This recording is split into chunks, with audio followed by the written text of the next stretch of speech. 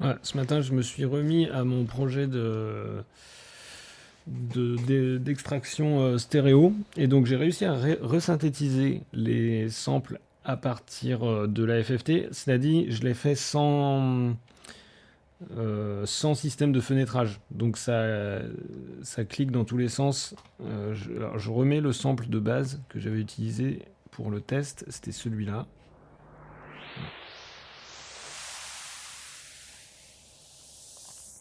Donc, celui-là, je le charge. J'affiche la FFT, enfin, donc panneur au milieu ici, panneur à gauche là, panneur à droite là, rouge c'est les basses fréquences, violette c'est les hautes fréquences. Ça, je sais pas trop quoi en penser, mais bon. Ah oui, il continue à se jouer lui derrière. D'ailleurs, comment ça se fait que j'entends pas moi le son? Ouais, voilà. Et là, maintenant, ce que j'ai fait dans cette interface, c'est que j'ai dit, je peux sélectionner des bouts comme ça et faire supprimer, toc, et ça enlève le bout. Par exemple, là, je dis, j'ai aussi rajouté d'autres raccourcis comme moins et plus. Là, moins, par exemple, je peux décroître le volume. Mais plus on utilise ces raccourcis, plus je peux aussi augmenter le volume là, avec plus.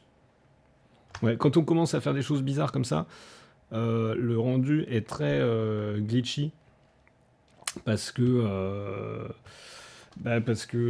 enfin, je pense que c'est surtout dû au fait qu'il n'y a pas de système de fenêtrage dans ma resynthèse. Donc, c'est-à-dire, il prend très bêtement tous les rectangles là visibles et il resynthétise le rectangle tel quel sans aucune connaissance des rectangles à côté. Alors qu'en vrai, je pense qu'il faut faire des fenêtres de Anne ou je sais pas comment ça s'appelle et les faire s'overlapper et ça. Et j'ai essayé, mais j'ai pas réussi, mais je vais réussir. Hein. Mais bon, ça pour prévenir que ça va faire un peu mal aux oreilles potentiellement.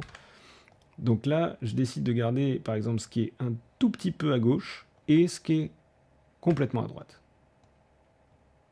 Je vais baisser un peu le volume des. Voilà. Et ça va assez vite, hein. Je fais ça et là je fais resynthétiser et c'est déjà fait. Et je le lance.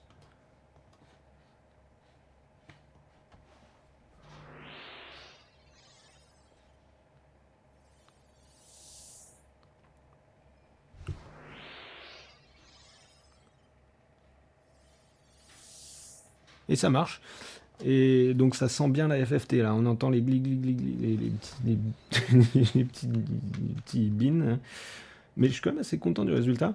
Je vais le faire avec. Je vais montrer ce que ça fait quand on abuse de. Ça c'est l'autre sample que j'avais utilisé pour le test. Hein. Alors admettons, je vais baisser tout ce qui est au centre. Sauf ce qui est tout au centre, par exemple. Ça, je vais le remonter. Oups.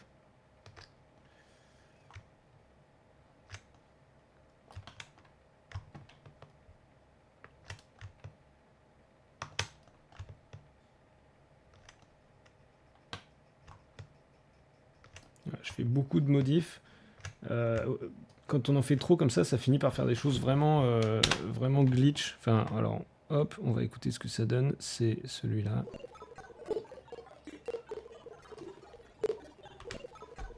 Voilà. Là, c'est un peu douteux, par exemple. Mais c'est quand même cool. Alors, la prochaine étape pour moi, ça va être de mettre du fenêtrage. En fait, j'avais réussi à le faire, mais parce que je faisais des fenêtres entre chaque. Enfin, je faisais des formes de fenêtres entre chaque fenêtre de la FFT et que je les faisais s'overlapper, bah, ça faisait un sample plus court. Mais moi, je veux qu'il garde la même taille. Je veux juste. Enfin bref, je sais pas encore comment je vais faire ça, mais. Enfin, si, enfin, faut juste que je m'y penche.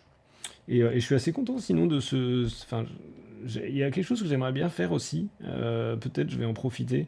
Parce que là, maintenant que j'ai mis des fonctions pour décroître le volume, monter le volume. J'ai rien mis sur les phases.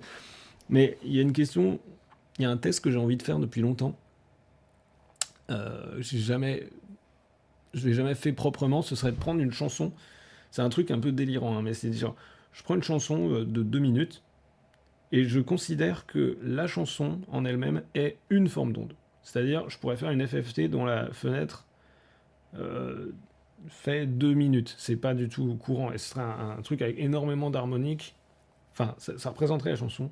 Je suis même pas sûr que j'ai besoin de faire un FFT. Tout ce que je voudrais, c'est d'appliquer un filtre all pass, un passe-tout sur cette chanson, et tout décaler de 180 degrés par exemple. C'est-à-dire que sur les fréquences les plus graves, bah, tout serait décalé de 1 minute, si la chanson dure d'1 minute, 2 minutes, et puis plus les fréquences monteraient, plus ce serait une demi-minute, etc., jusque les fréquences les plus aiguës qui seraient décalées de 180 degrés, mais par rapport à leur fréquence.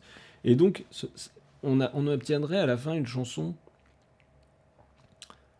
qui aurait toutes les composantes fréquentielles et intactes, mais qui serait juste déphasée, entièrement déphasée d'un demi-cycle.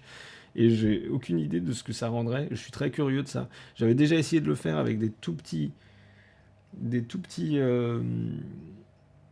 enfin avec des filtres all pass, mais en les mettant tous plein de filtres all pass bout à bout jusqu'à ce que ça décale progressivement. Mais ça m'avait pris du temps de faire ça, puis ça avait décalé de quelques secondes, quoi, pas de l'intégralité de la chanson, mais je sais pas, c'est un des tests que j'aimerais bien faire aussi. Bon, en tout cas, je m'arrête là pour le moment avec cet objet. Il faudrait que je le mette sur GitHub d'ailleurs.